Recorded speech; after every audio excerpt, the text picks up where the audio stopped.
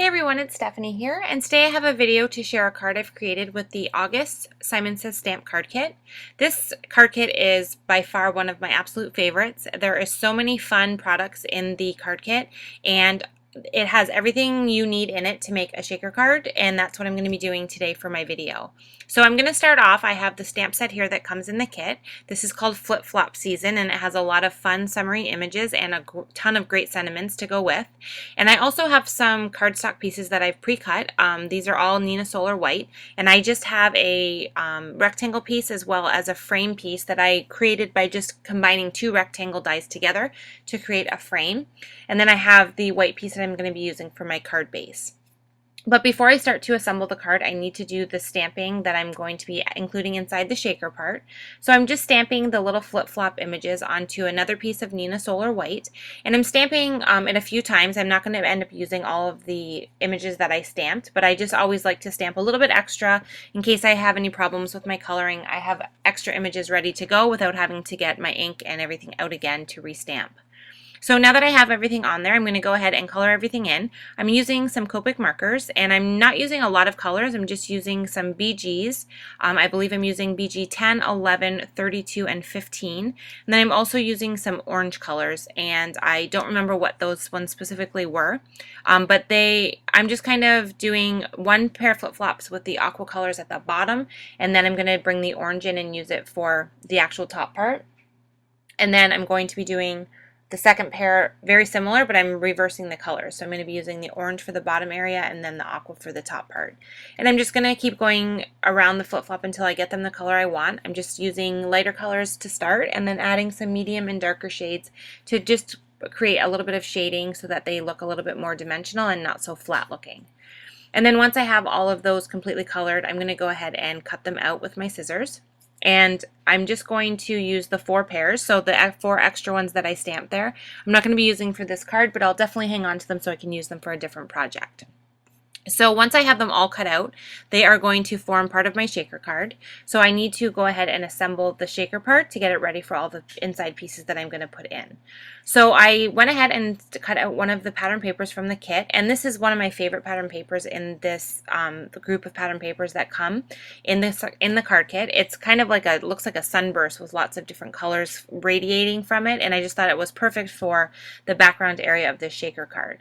So I have the 4 flip-flops ready to go, and I have the background piece. And now I'm going to take this Avriel stamp pocket. This comes in the kit as one of the things that you get, and my view is you can use it in 2 different ways. You can either use it to actually store your stamp set that comes in the kit, or you can do what I'm doing here and rip it in half and actually use it for a shaker window. So I went ahead and ripped it in half, so I have the whole entire piece of the pocket now that I can use and probably make at least 3 more shaker cards with. And I cut it down so that the rectangle would fit in this little frame that I have already created here. So I'm just adding adhesive to the inside area of the frame, and then I'm going to add the stamp pocket piece that I've cut out onto that adhesive.